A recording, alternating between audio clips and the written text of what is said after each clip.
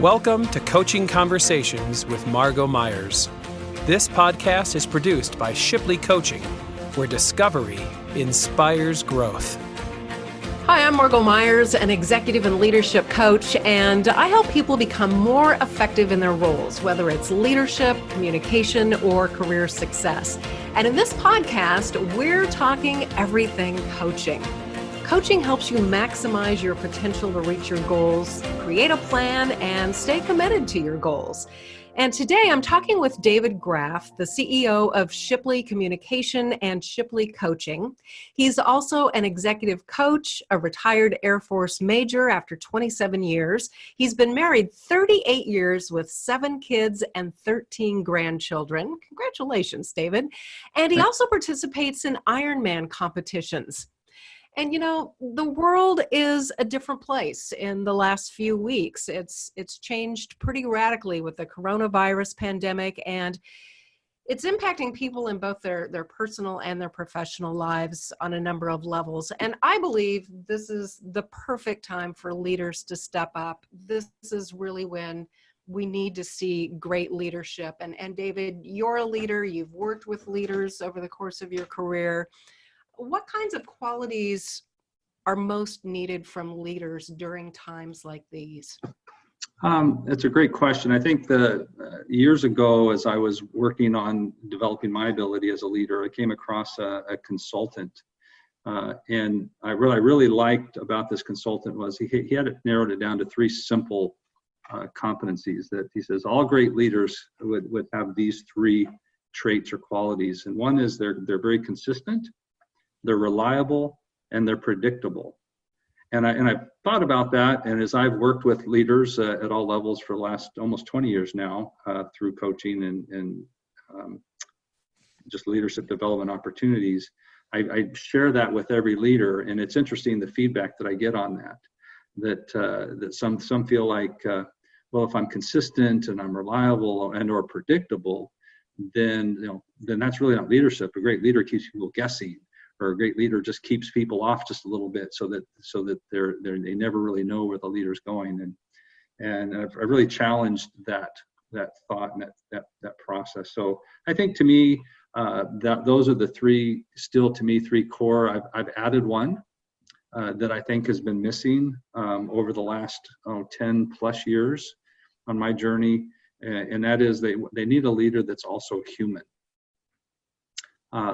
In fact, there's a book I read a couple years ago, and I've kind of adapted the concept, but it's what people require from a leader today is 2 things. They need a leader that's both smart and human.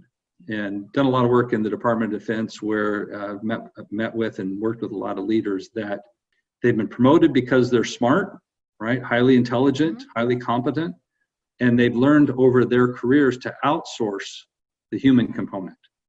I have people that take care of. People are my most important asset. Thus, I have people that take care of them. And what they've really done is they've separated themselves from that role. People in the workplace are wanting a leader to be both of those things for them, not to have some outsourced leader in the department say, okay, that's the person I go to if I need a good leader. So those are the 4 things that I work on, that I try to think about as being very consistent, reliable, predictable, and human. Yeah, how do those show up in a leader? Let's start with being consistent. Why is that important? I think it like in today, it would give people a sense of calmness.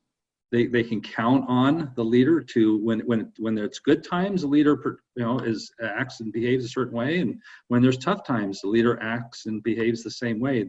It gives them a sense of safety, security. I believe at least there's somebody that that I can look to be strong to get us through this problem, this whatever circumstance or situation. A lot of work in the military. That's again that I've been in. That's been a real important aspect when you have a battle that you're fighting. Do you have a leader that you have confidence in? And consistency. Absolutely. Consistency to me gives that sense of confidence that I know what they're going to do, which again goes back to the predictable part. I just know when this happens, a leader's going to do these things. Right. What about reliable?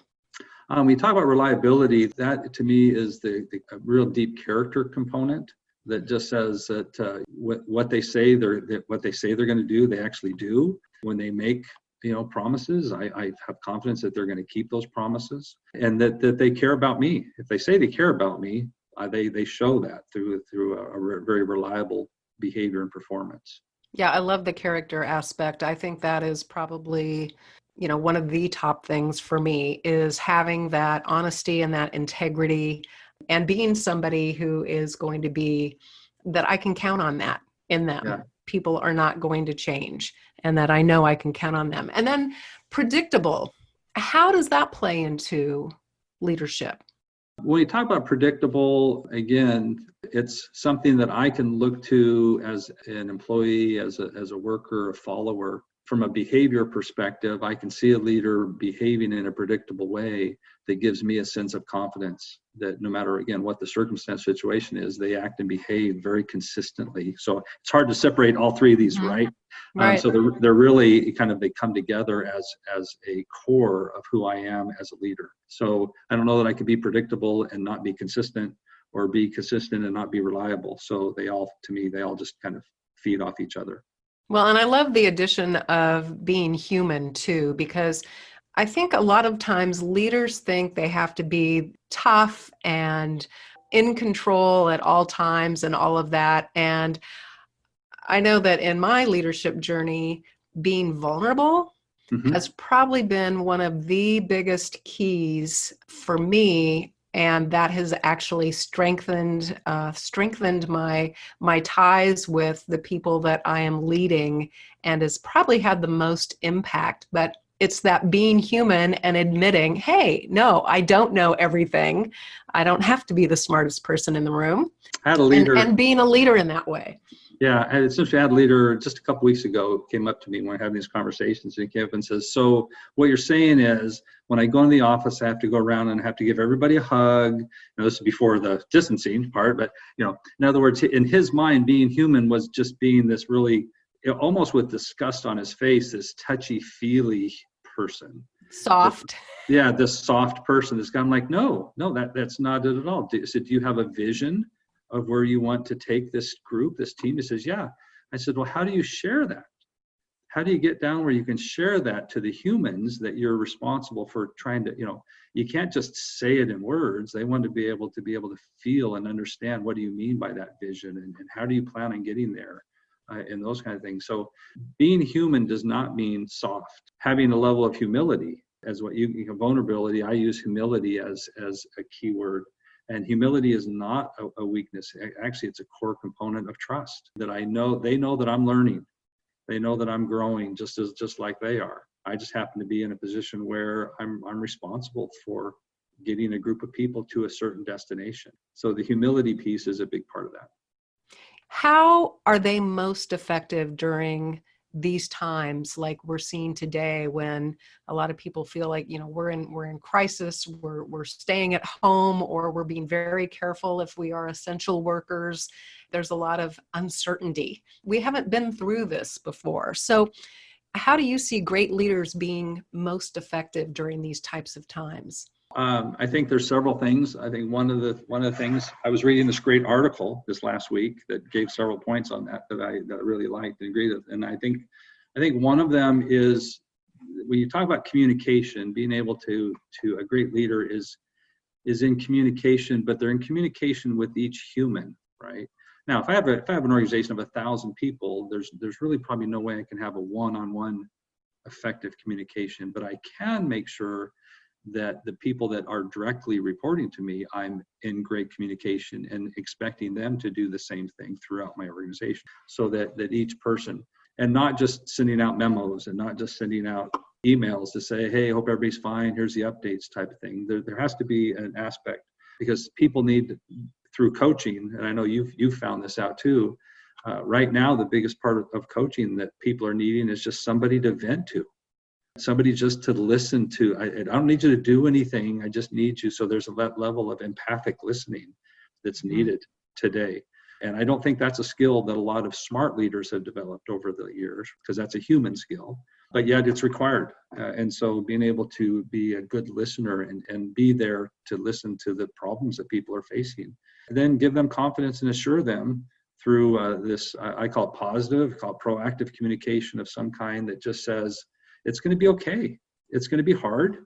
I'm not going to sugarcoat it. And we don't know how this is going to end, but I do know that it will end and we'll be okay when it's done, right?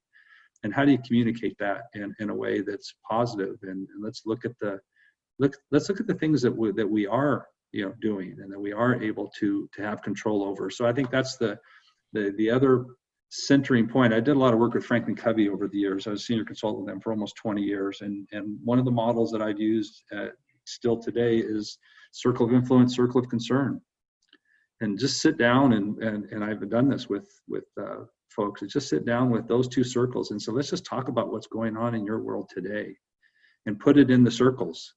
And when they can see it in black and white, that all of a sudden it's like, man, everything that's in my brain is out in the circle of concern. There's really nothing I can do about those things. It just makes them say, yeah. So what is something you can do? And it begins to change. And those are things I think leaders should be doing. They should be using tools and using the ability to communicate well, listen first, be able to listen and understand, be able to communicate positively and give assurance and confidence that it's going to be okay. Again, it's not going to be perfect. I'm not claiming I know what it's going to be like. It won't be like it was a month ago. I guarantee you that. It's going to be a different world when we come through this, but we will come through it because we have in the past. History is repeated. So that's what a leader does. It's just ability to understand themselves first, and then in the level of humility and openness to that, and then be able to share that with each individual. I think part of the component that I hear you talking about too, David, is trust. It's having that relationship, that ability to create connections, real connections with the people that you're working with, and being that empathic listener. Because you're right, a lot of times people, they don't necessarily want you to come in and fix anything for them. They just want you to know, hey, you have my back, and can I support you, right? And let people talk through and process whatever it is they're going through. And then a lot of times just through that process, they can come to their own conclusions. But having that leader be there for them can be so important when people are feeling uncertain and unsettled. Yeah. My daughter calls me almost every day. She's works for a company. She's in a call center for a very large company. And they have sent everybody to work from home. And so she's not as computer literate as far as how to set things up and whatnot. And she is really struggling. She can't seem to get things working, and the company won't, they're overwhelmed with what's going on. And just almost every day, I've got to just kind of help her, talk her through exactly what we're talking about, which really should be what her boss, her leader should be doing that for her, right? But yet she feels alone and lost. And I think that's probably replicated by the hundreds of thousands across the country, across the world, where, again, people are just sent home to go figure out how to work from home, and which is not in a normal world, a normal situation. So I think a lot of people are scared and worried, as well they should be, right? And that's where great leaders really, again, step up and connect. Well, and one of the things about leaders, at least the great leaders that I think of that I've worked with over the years or have worked with, through coaching, is they have a pretty high level of self-awareness. You have to know yourself first, right? Before you can lead others. And talk a little bit about the importance of that self-awareness in leadership. So when talking about a leader being smart, I really talk about the technical competence, right? And then a leader being human. Now we're talking about emotional intelligence, right? And there's been all kinds of books and a lot of research around emotional intelligence, and the ability that a leader has to be emotionally intelligent begins. All the work out there starts with self-awareness. Right. I can't get into self-management or self-regulation or organizational kinds of awareness things if I can't even understand where I'm starting from, my starting point. And so self-awareness is a big factor. It's the starting point of emotional intelligence. And so I believe it is a place where a lot of I'll use the word very smart leaders aren't necessarily comfortable going, because it's a behavior that is not natural in those that are highly intelligent. If you use Myers-Briggs, use any kind of personality instruments or tools, there's usually a pretty clear separation between right brain thinkers and left brain thinkers. And a lot of left brain folks don't necessarily have the human skills in their nature. Likewise, a lot of right brain folks don't necessarily have the same level of critical thinking and skills and those kind of things. Doesn't mean that one is better than the other. It just means that there's work that needs to be done on either side to work and understand and to lead. Because if I'm a leader now, I'm leading groups of people that are all different. And so if I can't even understand myself to the level where I understand how I'm showing up on a regular basis and the impact that is having, then how can I expect to lead others? So that self-awareness is literally the entry point to being a human, I believe. Yeah, I would agree with you. And I wanted to talk about, you mentioned assessments like Myers-Briggs, and I mean, there's Strengths Finders, there's a number of DISC, all kinds of different assessments out there. And you came up with the 4 lenses assessment. Tell me a little bit about that and how you came up with that idea. First, what it is and how you came up with it. So first off, I'll tell you, I didn't come up with it. A good friend of mine, my brother-in-law, his name is George Nelson, back in the 1980s, started a company that was working in the criminal justice system on really effective rehabilitating folks in the criminal justice system. And through that process, he came across and developed this instrument that he used at the time called, I think it was called Living Colors, where it was just basically using David Keirsey's information from Please Understand Me. So David Keirsey is kind of the father of temperament, although it goes back 2,000 years, but I'd say he's the modern person. So Myers-Briggs has 16 personality types. It's a good tool used to help from a self-awareness perspective. David Keirsey came along and says, well, a little more complicated than what most people need. So he came up with the 4 temperaments.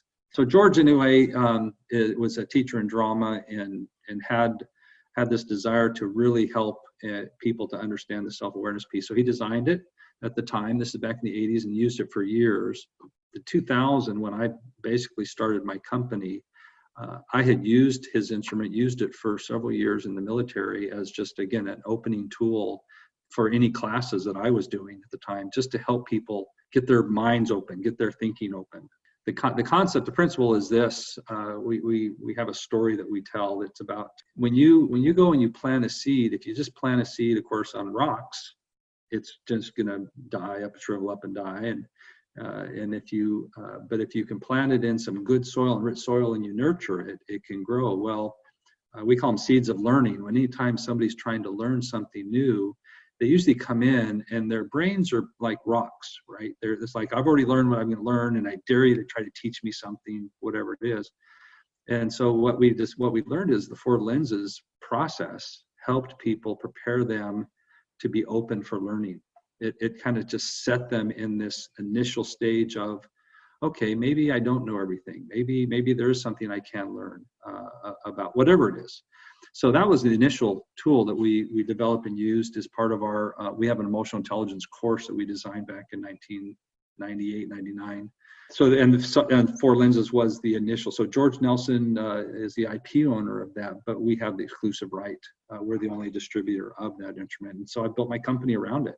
And that's on the Shipley communication side. All of our training incorporates 4 lenses as an initial tool. We haven't used it as a tool like DISC or like Myers-Briggs in the sense where it's a standalone tool, although it can be used. But it's mainly that my intent is it's always been used as a pre-learning for anything to follow, whether it's leadership development. The Air National Guard, for example, has been using it for almost 10 years in their diversity training. So it's just used as a block in beginning the development of self-awareness. What do people learn through doing this assessment? What do they learn about their temperament? Well, they learn that their spouses are usually idiots through the process. No, I'm just teasing. What they learn is, honestly, because it's a very, very live and interactive session. So the learning is very, very current in its adult learning principles. So there's a lot of energy, a lot of the way that it's delivered in walkthrough. The first thing they learn is something they already knew, and that is their uniqueness as a human being. So they find themselves sitting with a group of people that are like them, and they're able to kind of understand. And they, for some, they actually, I mean, I already knew I was kind of this way, but to actually see other people that I'm sitting with and talking and communicating with, it's just kind of amazing. It's like all of a sudden bringing back family members from ever. It's like, oh, I'm glad to know other people exist. So they learn about themselves. But what I share even in the classes is you didn't learn anything new that you didn't already know. It's just now out in the open and sitting across from you in this. And so we use 4 colors associated to the 4 lenses. Then they're tied to the 4 temperaments, Kirsi's temperaments. And so there's the NT and the NF, which are, in terms of our colors, the green and the blue, and they're opposites of each other. And then we have the SP and the SJ, and they're opposites of each other. So sitting in this room, we now have them divided up in these opposites, and we start having these exercises and conversations. So step 1 of the whole process is just to understand where you are and where are you sitting.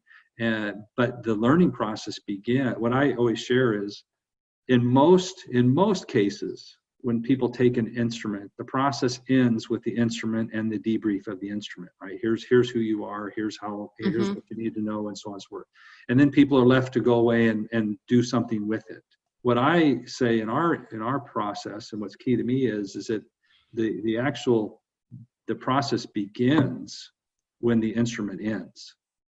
Because it means nothing to know that that you're an intuitive thinker if you can't understand how that is impacting how you show up to the other temperaments, right? Or that I'm an intuitive feeler or a blue in our instance. And how is that impacting folks that I show up? How's it impacting my family first, right? Family and friends, because I'm big on the principles of learning. We can learn to be great leaders in our families. We wouldn't have to worry about being great leaders in the workplace. It would happen naturally. Mm-hmm. And so that's one of my main emphasis is really to work with families. So these 4 temperaments help. It is strictly the first step of a journey. And that's what I tell folks too. It is not the end of a destination. Now that you know that you are a blue or a green or a gold, it's not over with. That's just the beginning of our conversation of self-awareness and emotional intelligence. So I'm really curious what you are. Oh, well. What temperament? Can you reveal that? Well, what I would share with you and what I would say in my class is that, well, I'm actually a very mature person. We add another module. We've added another module. We did it probably about 5-6 years ago, formally, probably 10 years informally. I tested it for several years, this conversation around maturity, because that is a question. People that's very in the class. So what were you and what Right. And the reality is that my top 2, for example, I'm an SP, so an orange in our world, which is a person that really strives for freedom, the ability to not be bound down by rules and regulations and so on and those sort, entrepreneurial type of a human being, right? Followed by the opposite. So my second is actually the SJ. And that's what I share in the classes too, is that you never can just highlight one because you totally could miss it. You need to understand me as a total human, not just one dimension, right? And I think that's one of the things that sets us apart from is taking it to this maturity conversation. So I would be an orange gold in terms of our content that we have, which means that I like freedom and the ability to act and behave, but I also then do that in a structured way. So okay. I'm not just all out there, you'll never find me on a racetrack trying to go 170, 180 miles an hour and putting myself at risk. I would never do that. But if I could be in a controlled environment in a race car at a reasonable price, so there's just a difference in how I approach the world, right? And all of us are that way. So tell me a little bit more about the maturity and how that relates to leadership. So, and this I think is one of the biggest factors today is what's needed is this concept of maturity. And just in its simple form, I can describe it using 2 walls. And if I'm in a room, and I would say the left-hand wall would represent what we call low maturity. And then the right-hand wall would represent what I refer to high maturity. And I'm really clear about language. Language is important. So I'm not talking about immaturity. A lot of people go, oh, well, that was no, I'm just talking about low maturity and high maturity, and it's a continuum and it's connected, right? So there's a connection between these two. Two words to describe the low mature wall. It's about pride and self-interest. So when I'm facing the low mature wall, what I'm really most interested in is me and how things are affecting me and what I think we should be doing and so on and so forth. Whereas the high mature wall, the two words that describe that are humility and others. So what I mean by others, it could be me and my spouse. What are we trying to get to? What are we as a family trying to get to? What are we as a team trying to get to? So what it is, it's just not about me, right? It's about us trying to get to something. I'm also big about results. So I always have results kind of at the end of this I got to be moving towards trying to achieve something. So a couple principles about this maturity conversation is, one, we're all on this continuum. Mm-hmm. Two, we are all facing one or the other wall. There's not a neutral. And whatever wall you're facing, that is where you're gravitating towards. And that principle came up. There's several books and a movie, I think Through a Dog's Eyes. I forget what it was called. I just watched it here recently. But and my son, it's a surfing principle or whatever too. It's wherever your eyes look, that's where you go. So when you're driving at 220 miles an hour, if you glance over at the car next to you, you'll hit it, right? That's just what they tell you. So maturity is the same way. Whichever wall you're facing, that's where you'd be moving towards. Another principle is the default wall. If I'm not aware that the walls exist, the default wall is the low mature wall. Mm. We as humans naturally default to our self-interest. So if I find myself in an organization that's not led well, I don't have a leader that I have a lot of confidence in, I don't know the vision of where the leader is trying to take us to, I'm not really clear, what do I revert to? I revert to my own mission, my own vision, my own values, right? Right. And so it's a natural. So the only way that I can revert, that I can actually approach the mature wall has to be a deliberate, intentional, cognitive act for me to behave that way. And so how does that impact leadership today? Is maturity is a key. Leaders, when they're struggling, if I haven't practiced this mature behavior of thinking what is best for this human and our team to get us where we need to get to, when we're pressurized, we naturally revert back to what we've practiced the most. I don't know if you've done any sports or whatever, but I coached a lot of sports. Oh, yes. I would coach these boys in basketball, and I would have them practice shooting over and over again in practice. And then we get into a game, and in the stressful game, what do they revert back to? Throwing the ball at the basket, right? I'm like, we kept practicing this in practice, and eventually they would get it. But if you don't practice, if I don't practice facing the mature wall and putting myself aside for the greater good of the team and the organization, then nobody's going to have confidence in me as a leader because they pick up on it pretty quickly that I'm self-interested. So it sounds like you're also talking about servant leadership. Yep. That's the principle. That's the concept. I just put it in a simpler, context where people can sit. So now as I work with leadership teams, I constantly am asking, so which wall are you facing? Yeah. Right? As you're trying to move this team forward, which wall are you facing? Because I can tell very quickly by your language which wall you're facing. Well, I'm really frustrated. People aren't doing what I've asked them to do, and why aren't they listening to my instructions? And why, and I just pause and stop and say, okay, you just used a bunch of I words, and I don't know, but to me, it sounds like you might be facing low mature wall. What do you think? I've been in leadership meetings where leaders, and all of a sudden somebody would say, wait a second, I think most of us are facing this low mature wall. Let's stop and pause. And what do we need to do to move over and face the mature wall? Yeah. How can we turn around? Yeah. Yeah. Well, David, I certainly appreciate your thoughts on leadership today, especially in these times when leadership is so necessary and people rely on great leaders to step up. And these are the types of times when I think great leaders, they have a chance to shine. They really do. Yeah, I agree. So thank you for joining me. And I hope to have you on the podcast again. I definitely will look forward to being back, and thank you for the time today. This has been great. Well, thanks, David. And we hope you'll join us for the next episode of Coaching Conversations with Margo Myers. Don't forget to check out the Shipley Company website at theshipleycompany.com. You'll find articles there, links to other podcasts, and you can learn more about our programs, including our ACTP course for coach certification. You can also learn about partnering with us for our leadership engagement course. We're here to share discovery that inspires growth.